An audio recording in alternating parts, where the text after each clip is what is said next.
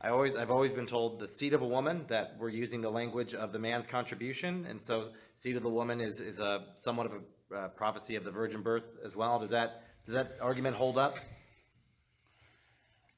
I wouldn't get too crazy. You have to remember that what we know about how children are made and the man's role and the woman's role and, how we might word things isn't the way a Hebrew author, Right. 3,000 years ago or so was thinking about it. Okay.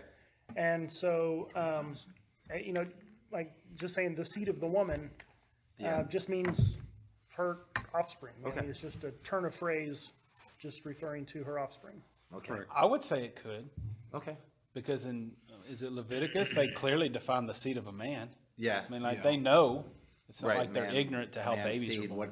when they describe it in accurate terms. So it there. could be. Yeah. You're So right. I could if be we're wrong. believing that these are all Moses, Oh, I right? mean, I could be wrong. I'm just saying it could be. We don't get the virgin birth prophecy until Isaiah, though, which is Right. quite a bit after Genesis. So I guess if they're all, as I think we probably all believe, these are all written by Moses, right? The 5 books of Moses. Then perhaps it is somebody using the same vocabulary, or if Moses wrote it over his 800 years, maybe he did change his vocabulary. So I like the answer could be, but don't get too hung up on it. That's not your checkmate atheist. And that's one thing when we're looking back, especially on, the Old Testament, the early books of Genesis especially, is, there's some stuff we can look and go, this seems to make sense that this is what it's saying. But again, we're 21st century modern Americans looking at something that's, over 3,000 years old, written in a different language halfway around the world in a culture we can't we struggle to understand. Right. So it's possible we're not getting something right.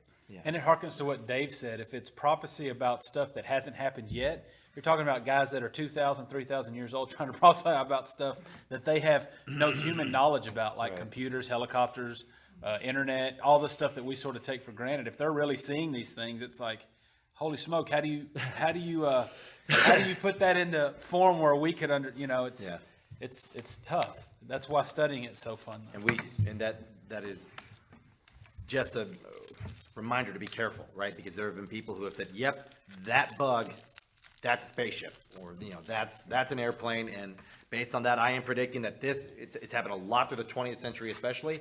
This invention, that's it, or this political development, that's it. That's what those people in Revelations couldn't understand because they were before our time. But now I see it. Okay, so we've got to be careful, right? We've had this happen a lot through history, and if you're someone here concerned about revival, right?